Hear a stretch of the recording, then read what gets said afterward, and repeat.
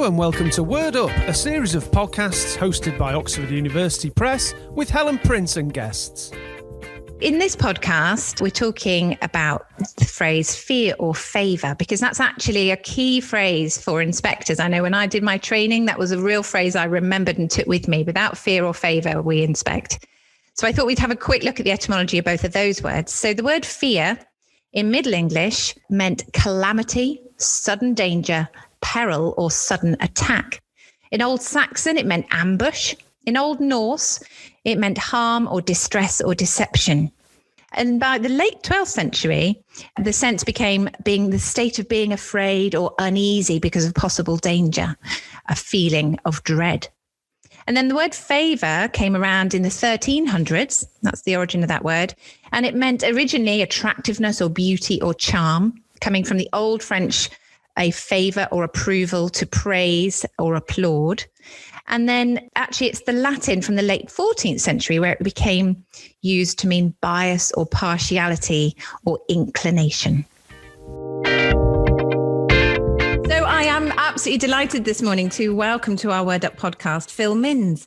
Phil is an HMI and is the specialist advisor for early years and primary. So we'll have some fascinating insight into that world for us. He's a bit of a musicals fan and a real fan of Kate Atkinson, the author, particularly Life After Life. Phil, a very warm welcome to the Word Up podcast.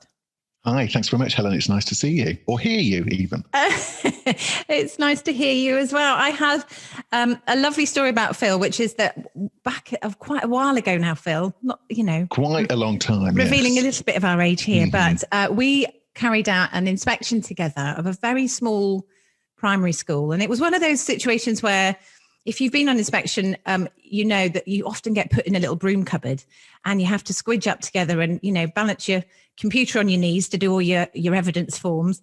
And we had this lovely little school where I went to see a lesson and came back and said to Phil, I've just seen Mr. Poppy. The real Mr. Poppy in the flesh. He actually was teaching in this school. It was Mr. Poppy. And every time after that, because it was such a small school, we saw the teachers quite a lot. It was Mr. Poppy. And I couldn't get that school out of my head for a long time. And now every time I watch Nativity, I'm reminded.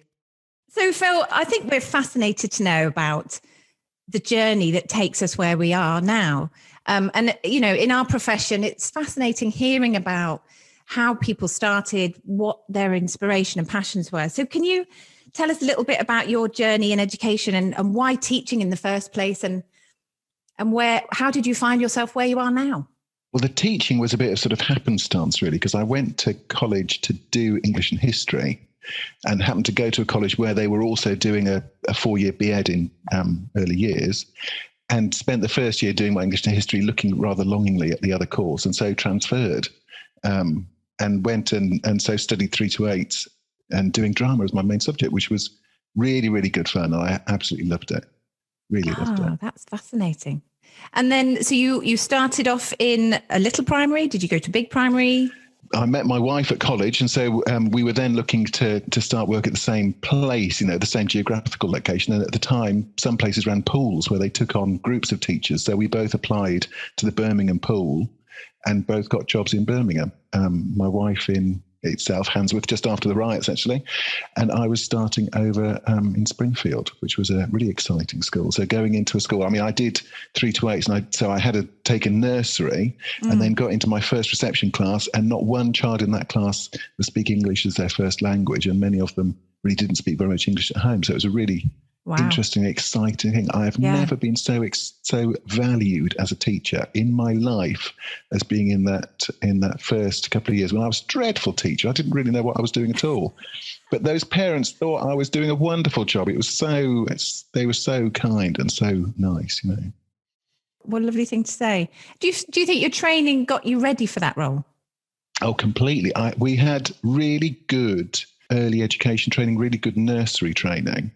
And of course, going in then, even though it was a reception class, I was drawing on that nursery training to help those children because they didn't have the language. So you were really sort of going back into some earlier stuff. then, fresh-faced, did you have a vision of where you might go? Did you see Phil Minns as he is today? No, not at all. I'm a bit of a change junkie. I quite like change. In your professional role, so you're evolving, everything. Yeah. My children, whenever they come home, complain that I've moved bits of furniture or put something else up or changed a picture or something. I just like change, And so I just went for different jobs and have always gone for different jobs. And that sort of, I suppose, where you end up where you are is by the luck of whether you get or don't get the job, or the bad luck if you do get it, or whatever. You have to sort of take the rough with the smooth sometimes. So, if being a fan of change, you're finding your feet in these strange days of COVID, then? No, not really. I suppose because being a fan of change, I'm also a fan of people. I like meeting new people. I like spending time with people that I know. I'm not particularly good at being on my own. So I find this sort of sat in my attic, chatting to some people, but then working a lot on my own. I miss all of the social side of work, the being with other people and having a chat and a laugh. And it's just not the same on a screen, is it? No, not the same. Can't smell the coffee. What was it about early education in particular that inspired you? Why that particular phase? Why does that fuel your passion? It was luck initially. I liked the idea of teaching. I had the stunning level of careers advice that you get in school, where I did some sort of assessment when I was about 15, and you had to put all these different pieces of information into what I think back now must have been a computer, but obviously it wasn't, because we're talking about the 1600s or something. And it said, oh yes, with your skills you can be a teacher or a social worker. And I didn't really know what a social worker did, so I thought, well, I'd best be a teacher then. And it ended up, because I had friends who were doing the 3 to 8 course and had heard what they did, that's why I transferred onto it. But then it's just, and I've been doing it for 30 years now, and it's just continually fascinating, and you're always learning more. And I think I've learned more in the last couple of years about how young children learn and how, we can best support them to learn than I did previously. It's just, that's part of that, all of that stuff that we now know about the brain that we didn't know before. And there's all sorts of cognitive science, all of these different exciting things. And also, it's a great, young children are so fantastic to work with. There was a head, people would always know that I was bored or had hard work to do, because I would drift into the reception classrooms and pretend that I was helping out, but actually just hiding from work, really. Because they're just nice places to be. Yeah, there's nothing like being around those reception classes to just boost your mood. They're the opposite of a mood hoover. If someone says stop, if someone says an unhelpful comment in our house, we call them a mood hoover. And whatever the opposite of a mood hoover is, that's early years, isn't it? Yeah. Yeah, I've heard it said that everyone's, well, perhaps not everyone, but people are either radiators or drains. And nice. Reception children are always, there's a lot of radiators in there. A lot of radiators. Oh, we missed them. You said, you alluded to drama there in your training, you looking at drama. And is that something you focused on in your career at all when you were in schools? I was dreadful at it. I really, really wasn't very good. And I think now, looking back on the lecture, so it was a 4-year degree. And at the time, I think we had to do something like 2/3 of a degree in that subject. You had to reach that level. And so we did performances every year. And I can still remember my lecturer's sort of faces dropping whenever I was trying to go for a part that was, bigger than a few words. Because I was just terrible at remembering the words. I just couldn't do it. And so I've muffed, made mistakes on stage and things. It was, it was not, I was not cut out to be an actor, definitely. Wow. Drama fascinates me as a driver for vocabulary particularly. I'm fascinated by the link between drama and that sort of real visceral experience of language that you get through character and portrayal of character, and how we can use that for our benefit. Have you got any anecdotes, or have you seen anything that's been particularly valuable in terms of drama teaching? I think, thinking particularly about the early years and that sort of development of vocabulary, it's when you see those those play activities where the adults are really engaging with the child, and the language develops as part of that. And so what that adult is doing is they're thinking, oh, I'm going to stretch your vocabulary here. But they're choosing a really, really good way of doing that, because what they're doing is it's through the story they're developing with that child or that group of children, or they're revisiting a story that they know, and they're all, and they engage the children in it. I mean, that's the, when you see really good early years practice, that's what you're seeing, isn't it? Is somebody who is thinking on their feet, knowing what those children need to practice, and then coming up with a really engaging way of getting them to do it. Yeah. So it looks like they're playing. It looks like they're just having fun, but actually there's all sorts of things going on in that person's brain to draw out and extend the vocabulary that those children are using. Yeah. I think that's creating the right conditions. Yeah. How long have you been inspecting, Phil? About 6 or 7 years, I think, all told. I was in Ofsted. I've sort of actually been, I think, technically been in Ofsted 3 times, because I went in as a seconded. I became a national leader. I've been ahead for about 15 years, became a national leader.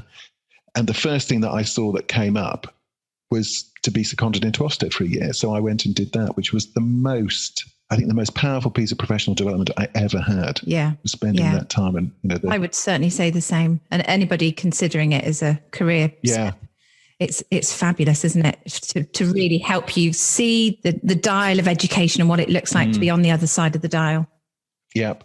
And I'd been the head of 3 schools. I'd worked in perhaps 6 or 7 schools in total by that time. And still, you think you know what schools are like, and then you go out on inspection and you see things that are so different from what you've experienced. Yeah. Isn't it fascinating how differently we all do it? Yeah. You learn so much by doing that. So in those years, have you got some highlights you can share with us? What would you say are your inspection highlights? I remember some schools particularly fondly. I think the best schools are the schools that don't think they're as good as they are, because what they're doing is they're always driving to be as good as they can be. And that means they've got a really, really clear understanding of what they're not doing well. Yeah. And you go into those schools, and those schools tell you a lot about what they're not doing well. Yeah. Because that's what's at the front of their brain. I went into an absolutely fantastic school once where the head at the beginning sort of recognized that she was going to be, that they were going to be an RI school because their results weren't as good as they needed to be. And she'd sort of, she'd prepared herself for that. She was quite an experienced head teacher. And she wasn't going to pull any punches. She had this conversation with me quite early on. It's a big school in quite a challenging place. And, we go in, and the inspection process, we inspect without fear or favour. So we look at the evidence. People can tell us the school's brilliant. They can tell us the school's rubbish. We have to find the evidence that shows where that school is. This was an absolutely stunning school. They were doing so much for these children and their families. They were running so many things, and the outcomes were not in the top 20% of all of them in the country. But what they were doing was getting those children from, compared to where they were when they left, they'd made fantastic progress. It was a really, really strong school. That is one of the joys of the job, is when you can sit down and feed that back to a school and actually say, yes, you are right that these are areas that you're not doing as well as you would like them to, but actually your recognition of that and the work that you're doing and the work that you've previously done to strive for all this improvement. This was a fantastic school. It was a really fantastic school, and it's very rewarding to be able to tell a school that and give them that stamp, that recognition that they just so firmly really deserve. Rewarding. Yeah. So looking at where we are now, we've got, reports coming out of our ears telling us that the gaps are ever wider now for COVID. What do you think the impact's going to be for us in early education? What do you see the remainder of this academic year looking like? I think it's very hard to tell. I mean, and we did some research, we've done various pieces of research in Ofsted over the last term particularly, where we were visiting schools and finding out things. We found a lot of early years providers, and and inevitably you hear a lot about the gaps, that some children have gone backwards. It comes back, I think, to sort of good practice, really. When we get those children back in, it's about being able to identify where the gaps are. So really being clear about, which we're good at. We do that. Exactly. That's good practice, isn't it? Yeah. We know what they haven't learned because they weren't with us. So, if people have been doing remote stuff, they'll know what went out, but they'll be wanting to check that children have actually got that. But particularly, I think with young children, it's going to be about, some of the best places that I've spoken to have said, they said, we do this. When new children arrive, we go through a period where we really look at carefully what they can do, what they can't do. Yeah. We know what we've got to prioritize for them. And I think that prioritization is key. It's really about thinking what's the most important things for this child now. Yeah. And then what's going to be even more important. It's always been important, but I don't think we've all got it right yet. That information that we provide upon transition and the agreement that we've got with the people who take those children from us about where we've got to with them and what they need to do next, so that we don't lose anything when they move from one provider or school to another. It's really important that we, in a way, that those relationships that we've got with other settings, schools, providers, whatever, is we agree what's really important. And what's going to be most important in the long term are going to be the basics for children, aren't they? They're going to be the younger children will be around prime. As they get older, sort of into reception, key stage 1, it's going to be about reading, writing and math. Being a fluent reader is so vitally important that we've got to prioritise that, because otherwise we sort of set children up to fail if they can't read fluently. Yeah. And they haven't got the understanding and the vocabulary that they need.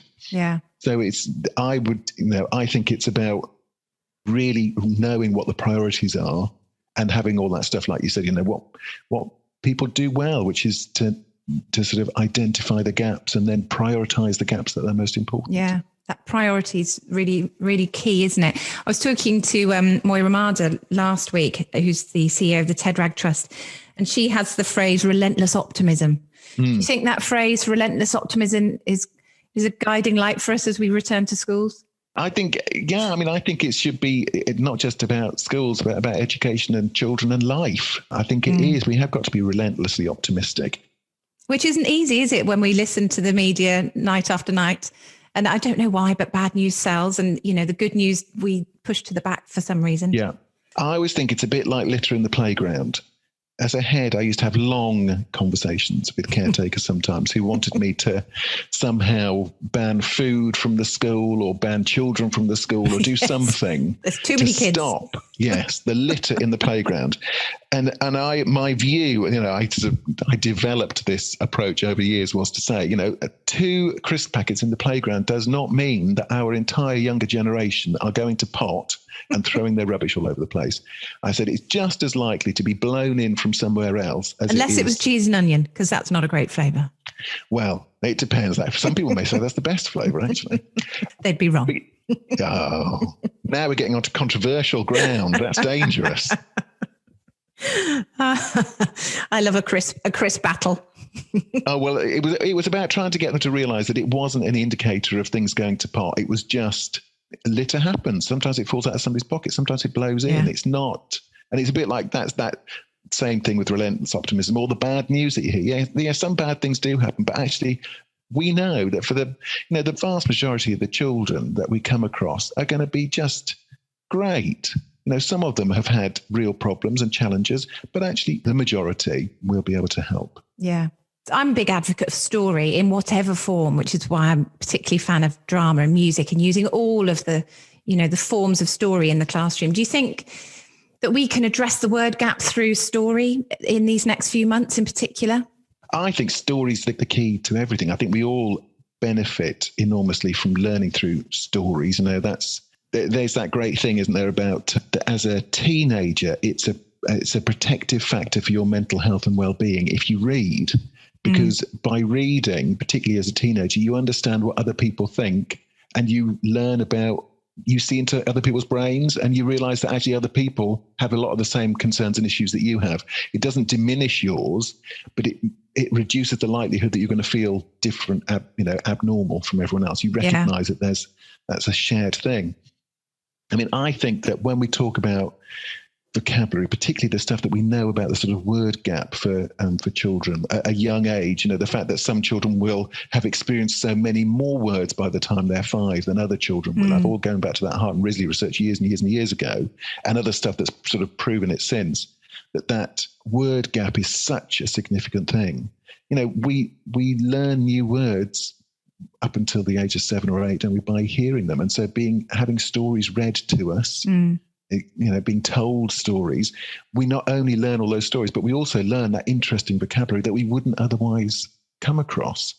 And so stories are key. But I think that it's that thing about putting the stretch in the story, isn't it? So we're always reading stories to children that they couldn't read themselves. Yeah. So we're always giving them that next step up. Yeah. And I think I've always really enjoyed telling and reading stories, and I used to sort of almost routinely do the witches for my children. I've got 4 children who are all grown up now, but when they were younger, I always used to take it on holiday and I'd read it to them on the beach, and it was like a thing. And sometimes I'd be reading them and they would still come and listen to it, even when they were older.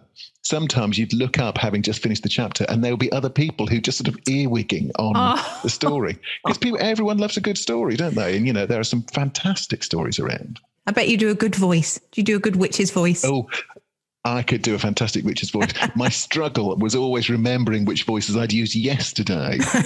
And then trying to get the continuity. Yes. Yeah. I know that. The witch changed location. Yes. She was German yesterday. Yeah, she doesn't sound the same. That's brilliant. So you mentioned musicals and being a bit of a fan of musicals. Have you got a favourite? Have you got a top tip for us?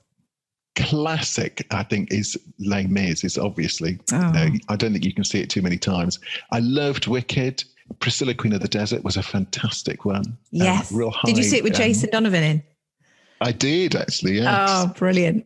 It's such a great fusion, isn't it, of story and musical, because you get a bit of everything. They do tend to polarize people up, don't they? You're either a big fan or you aren't. Yeah. We've got a divide in our family. We as a family went to see Matilda and just got swept away. The music in Matilda is stunning.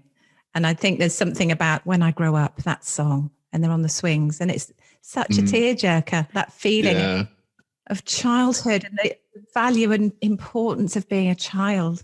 Yeah. I think that's the thing, isn't it, in musicals? They convey so much story and so much emotion in those songs in quite a short period of time. You do cover a huge amount of emotion in that period. It's just so intense. And I think, I don't think I've ever seen a bad musical, and you always come out better than you went in. Yeah, they're radiators. Definitely. Definite radiators. Phil, it's been an absolute joy to talk to you this morning. Thank you so much for coming along and being part of the podcast. No, it's been a pleasure. That's great. Thanks, Helen. We hope you enjoyed listening to this Word Up podcast from Oxford Education. To receive bonus material relevant to the discussion, please visit www.oup.com/education